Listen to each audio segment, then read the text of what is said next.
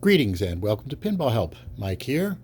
Today I'm going to do something I've kind of hemmed and hawed about. I wasn't sure if I really wanted to do it, but I just kind of feel like I need to. I need to talk about something that people in my circle know about, but I haven't shared with anybody else. And I guess I feel I should just be honest about it, which is why the only Jersey Jack game that I own is Wizard of Oz, and why I have not bought another Jersey Jack game. It's a long story, and there's a number of reasons for this.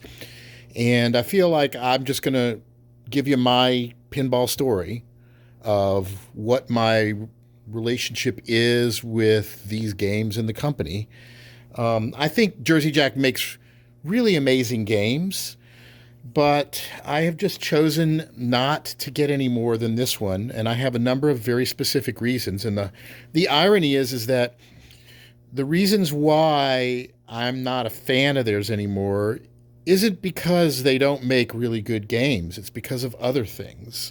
And this is just my opinion, and obviously a lot of people will disagree with me, but I think I've got some strong arguments that I think are can't be denied.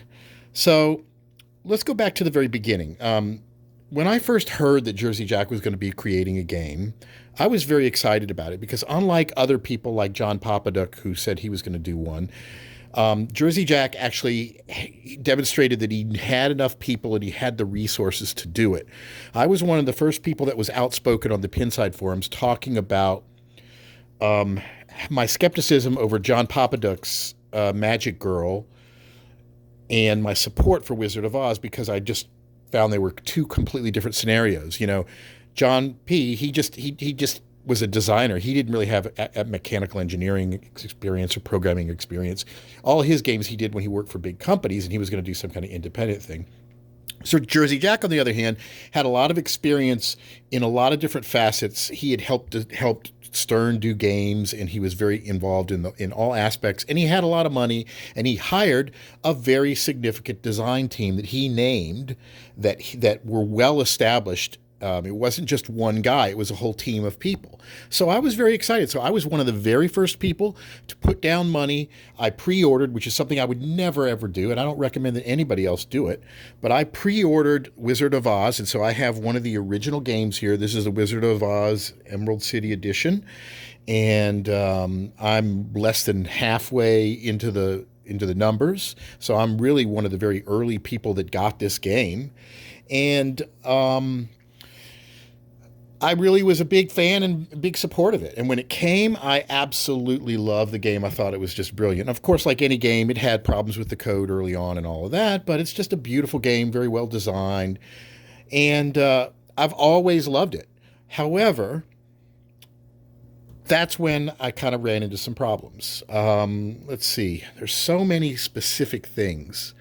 But first off, you know, I understand that games are going to have problems and there's going to be defects and there's going to be service bulletins and stuff like that. But as an owner, we weren't really notified of issues with the games. I had something happen with my game where it smoked, and I later found out that there was a defect on one of the boards. I think it was an undersized choke or coil that when it went out, it took out all the system boards. And I found out that Jersey Jack knew about this, and they didn't notify any of us. I wouldn't have found out about it until I started asking about it, and then I found out, oh yeah, they knew about it. So I had to pay a bunch of money to replace almost all my system boards, whereas I could have just possibly replaced one board if I had known and stopped this from happening. But when it goes out, it takes out a whole bunch of other stuff.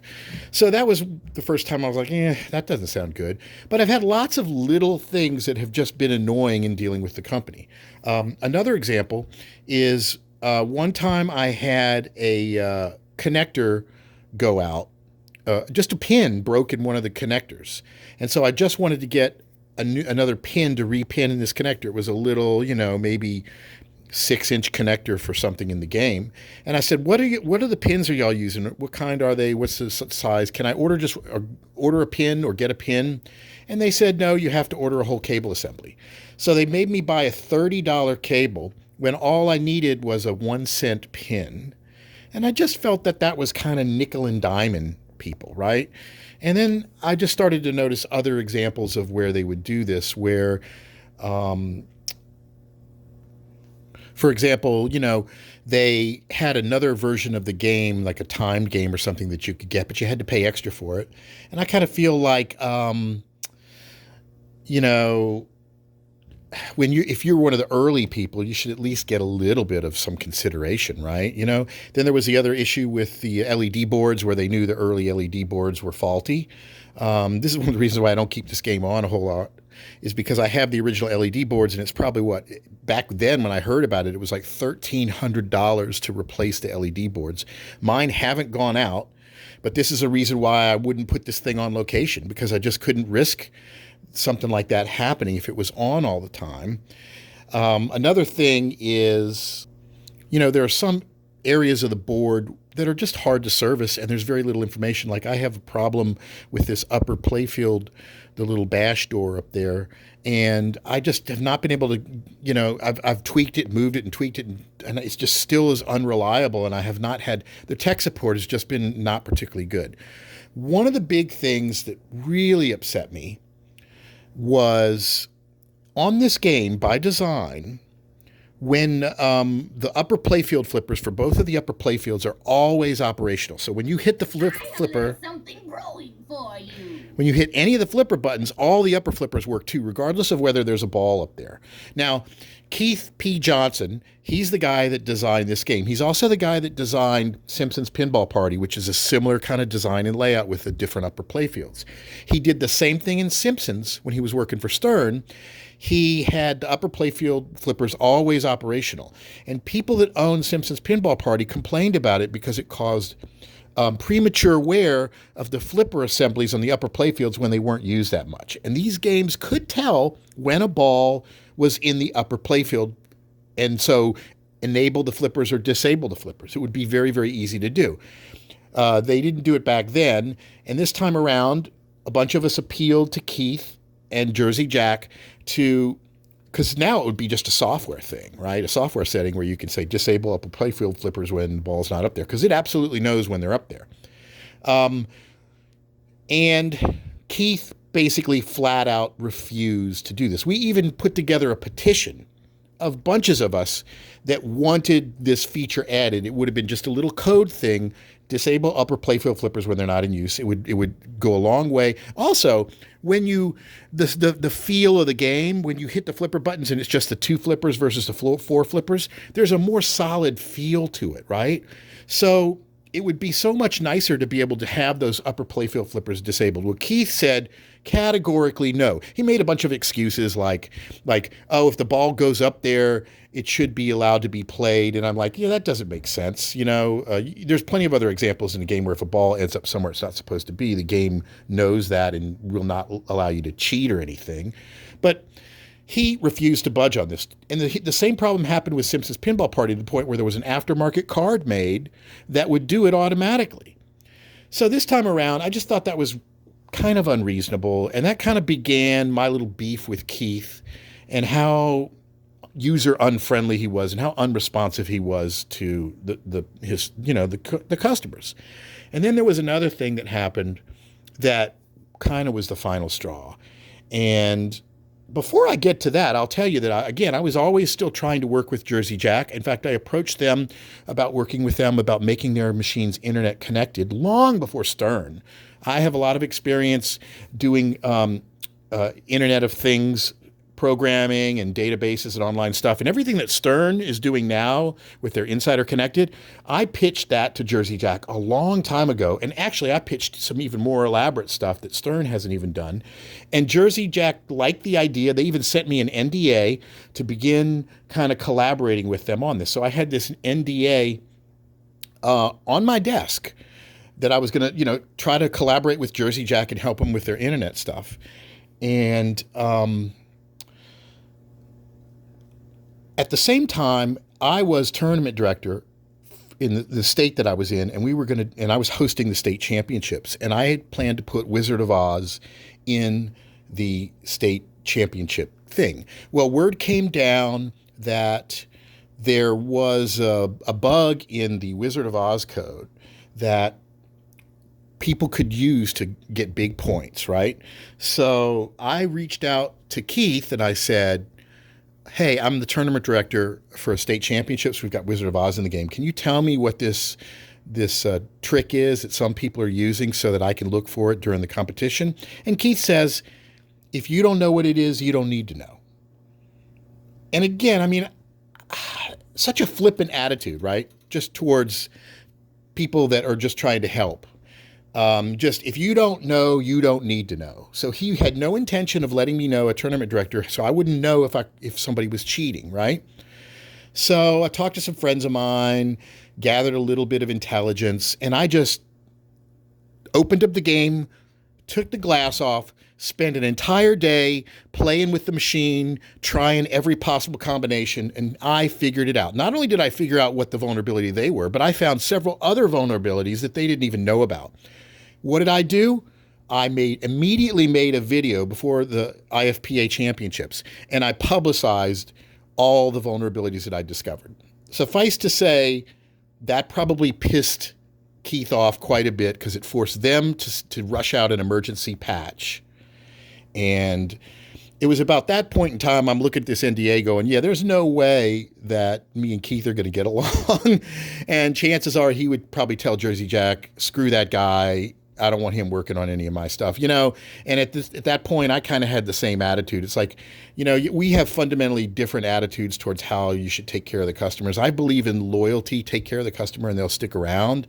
I'm not going to nickel and dime people over a 2-cent pin, or I'm not going to engineer the game so that it prematurely breaks parts so I'll make more money selling them parts. That to me is not what a good relationship with your clients are. So, you know, stuff like that just kind of burned me. And ever since then, I've kind of just not wanted to deal with the hassle of getting another Jersey Jack game and then having to go through what I perceive as a kind of a lack of concern for customers. You know, they've continued to produce great games, but I have some fundamental ideological differences with the way they run their company and their head programmer. I don't know if he's still around, but I think he's a great programmer. And I know a lot about his work because I reverse engineered this thing a long time ago and was able to reprogram it and do a whole bunch of neat stuff to it. They don't even know about that.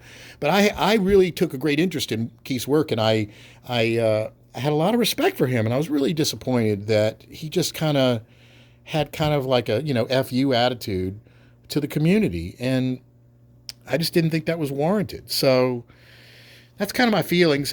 I'd love to have more experience with Jersey Jack games, but it just didn't seem, you know, worth it to me.